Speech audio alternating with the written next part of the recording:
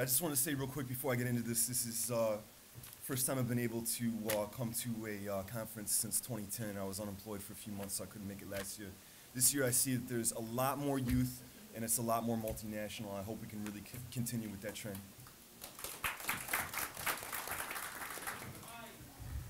Okay. So I want to talk a little bit about the teacher strike this past September.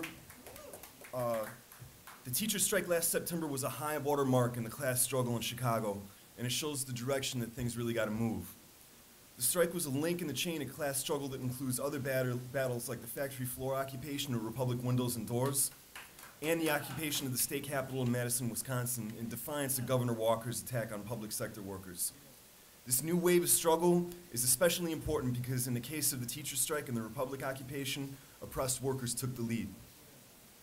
In his new book, Capitalism at a Dead End, Comrade Fred Goldstein points out, quoting here, in 2006, immigrant workers staged what amounted to a general strike involving millions to protest proposed repressive federal anti-immigrant legislation. That legislation was dropped. In 2009, workers occupied the Republic Windows and Doors factory in Chicago. Now, this is the first plant occupation since at least the 1930s. Wisconsin workers in alliance with students seized the state capitol and held it for 2 weeks in the winter of 2011 to try to stop a union-busting bill. There was even talk of a general strike. Now, there's rumblings of resistance from down below that are sure to grow in frequency and intensity as the capitalist crisis deepens and workers, communities, students, and youth come under even greater pressure and suffer even greater hardships. No one can know when and how the struggle will grow and spread. The only certainty is that it will.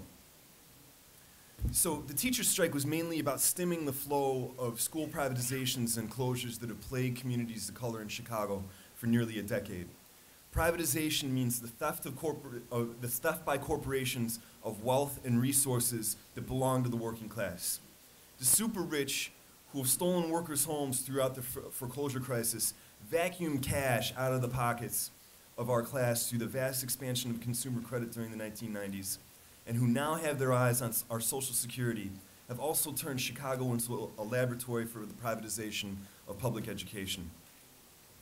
8 years ago, our beloved mayor for life, Richard M. Daley, and Chicago Public Schools head Arne Duncan cooked up a plan to steal the public school system and turn it into anti-union, for-profit charter schools. Duncan, who seems to think that CPS stands for Closed Public Schools, dubbed this plan Renaissance 2010.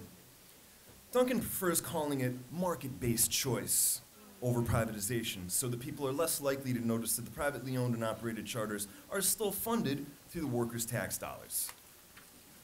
Duncan did such a good job destroying public education in Chicago that the Obama administration put him in charge of implementing a nearly identical plan nationally called Race to the Top. Renaissance 2010 was the official opening of what many have called the era of educational apartheid in Chicago. But the CPS privatization plan predated the Duncan regime. Daley touted charter schools as if they were some sort of solution to the perennial funding crisis faced by the public schools in Chicago.